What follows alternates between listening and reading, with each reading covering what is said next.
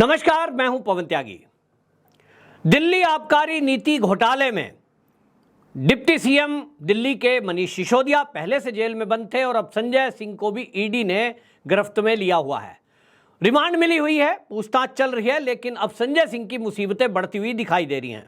उसका कारण है कि जो सरकारी गवाह 3 लोग बने हैं, उनमें से एक दिनेश अरोड़ा नाम का जो दिल्ली का व्यापारी है, जिसने ये दावा किया है कि मैंने 3 करोड़ रुपए संजय सिंह को दिए, जिसमें 2 करोड़ रुपए 1-1 करोड़ करके 2 बार 82 लाख रुपए आम आदमी पार्टी के पार्टी फंड में चंदे के रूप में दिए। और ये जो पैसा दिया गया है, ये संजय सिंह के घर पर दिया गया है। इसमें वो दावा कर रहा था, उसको चुनौती दे दी गई। और जब राउज एवेन्यू कोर्ट में ये पेश किए गए थे संजय सिंह, तो उस समय भी संजय सिंह के वकील इस बात की दलील रख रहे थे कि साहब पैसा तो बरामद हुआ नहीं है, ये कह रहे हैं कि पैसा दिया।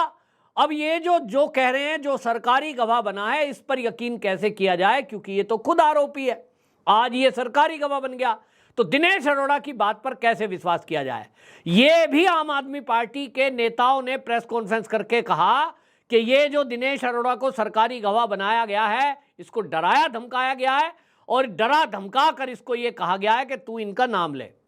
मान लो आम आदमी पार्टी के नेता जो ये दलील रख रहे हैं, ये ठीक इस तरह की बातें कर रहे हैं, लेकिन इसके पीछे की क्या सत्यता है, ये अब ईडी के सूत्र खुलासा करने वाले हैं। उनका कहना यह है कि जो ये दावा किया जा रहा है, ये ऐसा नहीं है कि अगर किसी ने कह दिया मैंने पैसे दिए और ईडी ने मान लिया, फिर कोर्ट भी मान लेगा। कोर्ट में सबूत चाहिए, और कोर्ट में सबूत के तौर पर जो ईडी ने प्रस्तुत की है वो है सीडीआर। सीडीआर जो है, कॉल डिटेल जो होता है, कॉल डिटेल दिया गया है, जिसमें यह दावा किया गया कि ये जो संजय सिंह हैं, इनके जो 1-1 करोड़ करके 2 बार में 2 करोड़ रुपया रिसीव किए, वो कौन व्यक्ति है? वो है संजय सिंह का खास आदमी सर्वेश मिश्रा। सर्वेश मिश्रा आम आदमी पार्टी का कार्यकर्ता है और संजय सिंह के पूरे राजदार है। संजय सिंह के घर पर उन्होंने पैसे रिसीव किए, और जिस डेट में दिनेश अरोड़ा ने उनको पैसे दिए, 1 करोड़ एक बार, दूसरा फिर 1 करोड़ एक बार, यानी 2 करोड़, वो बाकायदा फोन पर बात कराई गई है। और संजय सिंह से जिस फोन से बात हुई, वो फोन ईडी के पास है। उसी की सीडीआर कोर्ट में जमा कराई गई है, और सूत्र ये कह रहे हैं कि उसमें लोकेशन सर्वेश मिश्रा का संजय सिंह का घर आया, जो बातचीत हुई है, उस बातचीत में क्या बातचीत हुई वो रिकॉर्डिंग ईडी के पास है। और उसी में पता लग रहा है कि उसने कहा ये पैसा आ गया है। पैसा आने के बाद सर्वेश मिश्रा ने कहा जी पैसा आ गया है, संजय सिंह से बात हुई। तो इसका मतलब यह है कि ये कौन सा पैसा था, सब जान रहे हैं। और इसलिए ईडी के पास इलेक्ट्रॉनिक एविडेंस है, जो कि पुख्ता सबूत माना जाता है। इसी के आधार पर संजय सिंह की रिमांड मिली है, इसी आधार पर सर्वेश मिश्रा को बिठाकर पूछताछ हुई है। और ईडी ने एक कमरे में सर्वेश मिश्रा को बिठाकर रखा है, दूसरे कमरे में संजय सिंह से पूछताछ हुई। जो ईडी के सूत्र हैं वो ये कह रहे हैं कि रेड के समय तो सर्वेश मिश्रा ने ये कह दिया मेरा ऐसा कोई, मुझे याद नहीं है पैसा लिया, मेरा कोई रोल नहीं है। लेकिन अब जबकि सीडीआर सबूत के तौर पर है और देने वाला सामने बैठा है, तो ऐसे में व्यक्ति के लिए मना करना बहुत मुश्किल है, क्योंकि हमारे पास फोन की लोकेशन है। अब इसमें या तो सर्वेश मिश्रा ये स्वीकार करे वो पैसा मैंने रखा, संजय सिंह का नहीं था, तो फिर वो पैसा कहां है, सर्वेश मिश्रा को देना पड़ेगा। वो अगर सर्वेश मिश्रा ने सच में ही जेब में रख लिया तो बताना पड़ेगा जो वो पैसा नहीं मिला है। ईडी उसी को ढूंढने के लिए घर पे गई थी। और आपको याद होगा संजय सिंह जिस दिन ये रेड हुई थी ईडी की और सर्वेश मिश्रा के घर पूछताछ करने गए, उस दिन प्रेस कॉन्फ्रेंस करके संजय सिंह ईडी पे चिल्ला रहे थे और ये कह रहे थे कि मिश्रा के घर क्या जाते हो, मेरे असिस्टेंट से क्या पूछताछ कर रहे हो, हिम्मत है तो मुझसे पूछताछ करो। मतलब ये इतना चुनौती दे रहे थे ईडी को, शायद इनसे ये कहलवाया गया होगा, कोई इनको फंसाना चाह रहा होगा। वरना आप सोचो, किसी पड़ोसी के घर में पुलिस आ जाए, किसी दोस्त के घर में पुलिस आ जाए, किसी रिश्तेदार के घर में पुलिस आ जाए, और कोई आदमी ऐसे चुनौती देता है क्या पुलिस को, ए रिश्तेदार को क्या परेशान करती है ये पुलिस, हिम्मत है तो हमें पकड़ के दिखाओ, हिम्मत है तो हमसे पूछताछ करो। तो पुलिस कहेगी ठीक है भाई, तुझसे भी पूछताछ कर लेते हैं। हिम्मत तो होती ही है पुलिस में। पुलिस हो, ईडी हो, सीबीआई हो, एनआईए हो, इनमें तो बहुत हिम्मत है। ये तो आतंकवादियों से पूछताछ कर लेते हैं। नेता की तो बात क्या है, कितना ही बड़ा नेता क्यों ना हो, सीबीआई, ईडी, भाई सोनिया गांधी और राहुल गांधी से पूछताछ कर ली इन्होंने, पी चिदम्बरम से पूछताछ कर ली इन्होंने। तो अगर कोई चुनौती देगा संजय सिंह टाइप का आदमी जो केवल एक राज्यसभा का सांसद है और वो ये कहे हिम्मत है तो हमसे पूछताछ करो, तो ईडी कहेगी भाई हिम्मत तो बहुत है। सरकारी कर्मचारी जो कि इन एजेंसियों में काम कर रहे हैं उनको मोदी जी ने हिम्मत दी हुई है। और आप याद करिए, मोदी जी जो आईपीएस अधिकारियों का एक कार्यक्रम हो रहा था और आईएएस अधिकारियों के कार्यक्रम में खुलकर बोल रहे थे, कोई कितना बड़ा भी व्यक्ति क्यों ना हो, कार्रवाई करना है खुलकर करिए, मैं आपके पास हूं, मैं आपके साथ खड़ा हूं, ये सब बोल रहे थे। और अपने अधिकारियों का हमेशा इस तरह से साथ देते हैं। तो भाई हिम्मत तो बहुत थी और इसलिए बुला लिया। आइए संजय सिंह जी, आप ही से तो पूछताछ करनी है, पैसा तो आप ही बताएंगे। मामला 100 करोड़ का है लेकिन आपसे केवल 3 करोड़ का पता करना है। 82 लाख रुपए का पता लग गया, वो तो खाते में दिए गए हैं और दिनेश अरोड़ा के माध्यम से दिए गए हैं, उसकी कंपनी से दिए गए हैं, वो गए पार्टी फंड में, वो तो चलो वो हो गया। अब 2 करोड़ जो दिए, 1-1 करोड़ करके 2 बार। अब संजय सिंह से ईडी ये पूछना चाहती है कि ये 2 के 2 करोड़ रुपए जो आपको कैश मिला, ये आप ही ने कहीं रख दिए, आप ही ने हजम कर दिए, या ये मनीष सिसोदिया जी के पास गए हैं? क्योंकि काम तो मनीष सिसोदिया ने किया। जो आबकारी नीति में परिवर्तन हुआ, वो परिवर्तन तो भले ही चाहे कैबिनेट का फैसला था, मनीष सिसोदिया का फैसला था, और भी मंत्री उसमें इन्वॉल्व बताए जा रहे हैं, जैसा कि अब सुप्रीम कोर्ट में हियरिंग के दौरान बात चीजें खुली है। अभिषेक मनु सिंघवी ने ही खोल दिया कि भाई वो इंडिविजुअल मनीष सिसोदिया का फैसला नहीं था, नीति निर्धारण करने में मंत्री शामिल थे। अब कौन मंत्री थे? तो अगला नंबर उसमें है आतिशी मारलेना, वो उसमें शामिल थे, जो मंत्रीगण शामिल थे उसमें, मंत्रिमंडल। एक थे उसमें सौरभ भारद्वाज मंत्री के रूप में। तो भैया जब ये 2 लोग अभी उसमें थे, अब इसका मतलब यह है कि इन 2 से भी पूछताछ की जाए, ये अभिषेक मनु सिंघवी कह रहे हैं। तो अब इसका मतलब यह हुआ फैसला भले ही मंत्रियों ने मिलकर किया, लेकिन सवाल ईडी का एक है संजय सिंह से कि हमें यह बता दो कि वो 2 करोड़ रुपया कैश कहां गया। अकेले तुमने खाया तो भी बताओ कहां है, बांट के खाया तो किस किस को दिया। अब इसी को पकड़कर जो लोग और भारतीय जनता पार्टी के नेता, चाहे वो अनुराग ठाकुर हो, फिर चाहे वो सुधांशु हो, और चाहे और कोई इसमें भारतीय जनता पार्टी के नेता हैं, प्रवक्ता हैं, ये सब जो कह रहे हैं कि इसमें जो है केजरीवाल का हाथ है। ब्रजभूषण शरण सिंह जो कि सांसद है उत्तर प्रदेश से, अभी आपने देखा वो कुश्ती संघ के अध्यक्ष थे और विवाद चला, उनसे भी पत्रकारों ने इसके बारे में पूछताछ की, तो उन्होंने भी ये कहा कि इसके पीछे केजरीवाल है। हर आदमी कह रहा है।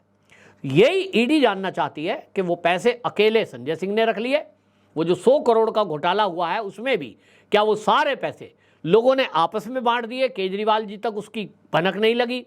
ऐसा तो हो नहीं सकता। केजरीवाल जी बहुत पढ़े लिखे हैं, सबसे ज़्यादा पढ़े लिखे हैं आम आदमी पार्टी में, तो भाई उनको इतना तो नहीं पता ऐसा हो सकता कि उनको आबकारी नीति का क्या चल रहा है, क्यों परिवर्तन किया जा रहा है, ये ना पता हो।